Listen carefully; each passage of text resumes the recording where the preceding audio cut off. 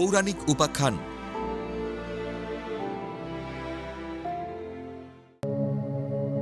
ভীম কে ছিলেন? তিনি এত শক্তিশালী হলেন কিভাবে? হিন্দু মহাকাব্য মহাভারতের প্রধান চরিত্রগুলোর মধ্যে ভীম অন্যতম। তিনি পাণ্ডবদের মধ্যে দ্বিতীয় এবং পবনদেবের বরপুত্র। তিনি তার অসাধারণ দৈহিক শক্তি, শৌর্য, বীর্য এবং গদাযুদ্ধের দক্ষতার জন্য বিশেষভাবে পরিচিত। পাণ্ডু ও কুন্তির ঔরসে বায়ু বা পবনের আশীর্বাদে ভীমের জন্ম হয়। তার অপর নাম ভীমসেন এবং অতিরিক্ত ভোজনপ্রিয়তার কারণে তাকে বৃকোদর বলা হয়। বাল্যকাল থেকেই তিনি কৌরবদের সাথে, বিশেষ করে দুর্যোধনের সাথে শারীরিক শক্তিতে পাল্লা দিতেন। ভীম শক্তিধর হলেন কিভাবে? মহাভারতের বর্ণনা অনুযায়ী ভীমসেন ছিলেন মানবদেহের অধিকারী সবচেয়ে শক্তিশালী যোদ্ধা। তিনি বায়ুদেবতার ঔরসে এবং কুন্তির গর্ভে জন্মগ্রহণ করেন। জন্ম থেকেই তিনি তার পিতার কাছ থেকে দৈহিক শক্তি লাভ করেন। বায়ুদেবতার পুত্র হবার কারণে তিনি জন্ম থেকেই অতি মানবীয় শক্তির অধিকারী ছিলেন।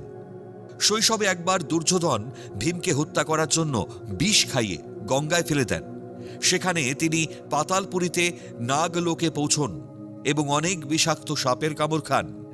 সাপের বিষ ও দুর্যোধনের দেওয়া বিষের বিক্রিয়ায় তার শরীরে বিষের প্রভাব কেটে যায়।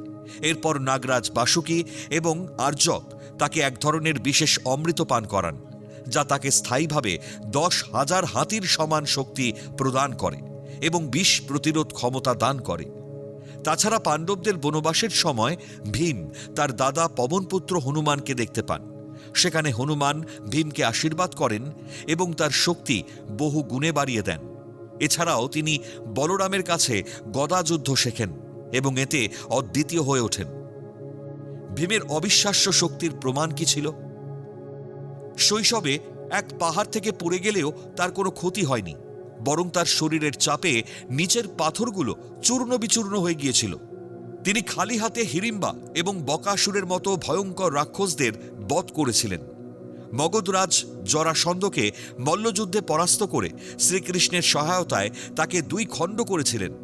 বিরাট রাজার সেনাপতি কীচক, যার অত্যাচারে অনেকেই ভীত ছিল, তার শরীরের প্রতিটি হাড় তিনি এক ঝটকায় গুঁড়িয়ে দিয়েছিলেন।